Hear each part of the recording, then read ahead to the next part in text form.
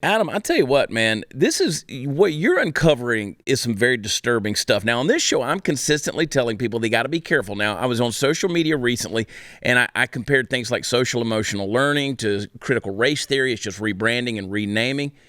Welcome to the show. I want you to tell me what it is you're finding.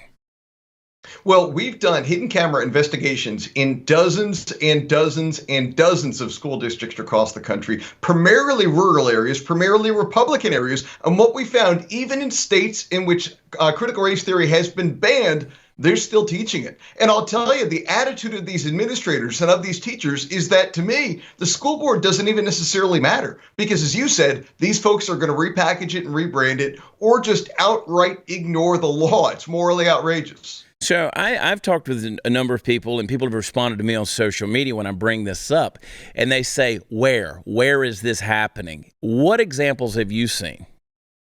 So we were in Idaho and Tennessee most recently. We've released those videos on our website, aim.org. And what we saw consistently, as you said, administrators telling us that we're not going to let the law tell us what to do. We're not going to let the politicians tell us what to do. We do what we want in this district. These are the kinds of things that administrators, highly paid administrators of public schools, tell us. And then, as you alluded to, many of them say, well, they caught on to social and emotional learning being a Trojan horse for critical race theory. One gal said, well, now we just call it mental health. Who's against mental health? So they literally rebranded from critical race theory to social emotional learning, then to mental health. Others have told us outright, we're still teaching critical race theory. We're just not going to call it critical race theory. Yeah. And again, it speaks to, I don't know how you stop it. You could ban it. You could have the school board, but these folks are going to do what they want. Well, as long as we're consistently and continually putting ideologues into positions of influence, especially over our kids' lives with the schools, this is what is being packaged. This is the curriculum that's being proposed, and this is the curriculum that's being pushed.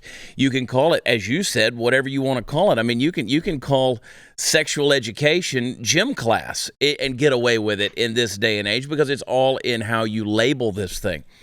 And, you know, we showed our viewers in the last segment, we showed them the clips that you ran. I mean, the audacity of this, people say, well, it's not a full-blown thing. And I keep saying, look, you know, it's like going to the farmer's market and you see a little piece of, you know, a spot on a piece of fruit. You know, today's spot is tomorrow's rot. It may start out as a small thing that we excuse and sweep under the rug, but then all of a sudden you got a full-blown problem like CRT. People have come at me consistently about calling social emotional learning what it is. It's not the teacher's role to teach identity politics to your child in a school system, and you guys are uncovering that. What do you think people need to be doing, not only to be aware, but to take action against things like this? That's a great question. First off, the other one we saw, you kind of alluded to, Newsella. In states where they outright banned the 1619 Project, which is that package of lies from the New York Times. Instead, these schools sign up for a service called Newsella. Sounds innocuous, harmless enough. Well, Newsella just shares 1619 Project content, literally, into the classrooms. It's bonkers. But the solution is school choice. It's the only way around this. Because I'll tell you, meeting these administrators, I think in so many ways, people view their teachers, they view their school district the same way they view their congressman. Congress as a whole, incredibly unpopular. Nobody likes Congress. But they want to believe my congressman's the good guy. It's the same thing with these administrators. You talk to them one-on-one, they're nice, friendly, swell people who I think mean well.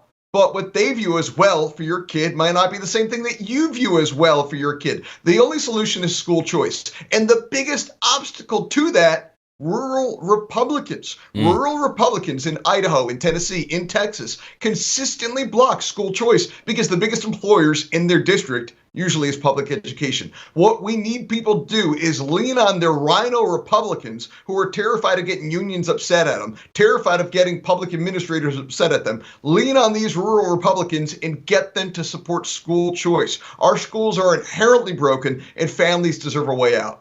If you enjoyed this video, hit like and subscribe to our channel so you'll be sure to see similar videos from BlazeTV with the added bonus of signaling YouTube that your voice and opinion still matters. And if you're looking for more great conservative content, check out one of the 2 videos suggested here.